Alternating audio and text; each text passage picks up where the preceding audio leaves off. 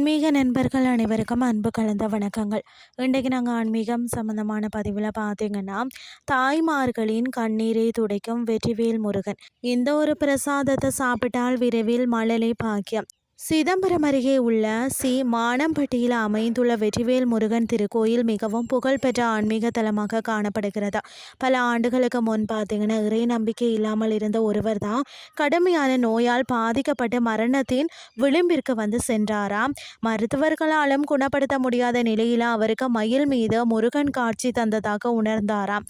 அதற்கு பிறகு அவர் முற்றிலும் குணமடைந்து தாம் கண்ட அதே வடிவில் முருகனுக்கு சில வடித்து கோயில் எழுப்பினாராம். அவரே இங்கு வெற்றிவேல் முருகனாக அருள் பாலிக்கிறாராம்.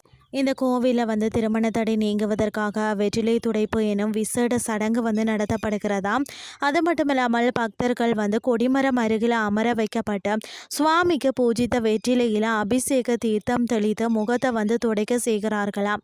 அது மட்டும் இல்லாமல் பார்த்தீங்கன்னு சொன்னால், மங்கள பொருளான வெற்றிலையால் முகத்தை துடைக்கும் போதும் கெட்ட சக்திகள் விலகி திருமண பாக்கியம் விரைவில் கைகூடும் என்பது பக்தர்களின் நம்பிக்கையாக கூட இருக்கிறது. குழந்தை பாக்கியம் இல்லாதவங்க வெற்றிவேல் முருகனுக்கு 3 மஞ்சள் மற்றது எலுமிச்சை வைத்து வணங்குகிறார்கள். பிறகு அந்த எலுமிச்சை சாற்றையும் தம்பதியர் அருந்த வேண்டும்.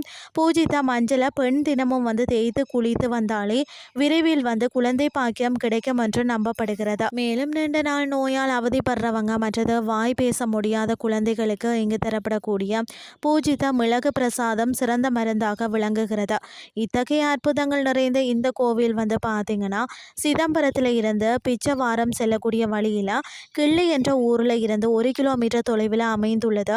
சிதம்பரத்தில் இருந்து பார்த்தீங்கன்னா, முடசல் ஓடை செல்லக்கூடிய பேருந்துகள், அதாவது எண் 3 3A35 வழியாக சென்று இந்த திருத்தலத்தை எளிதாக அடையலாம்.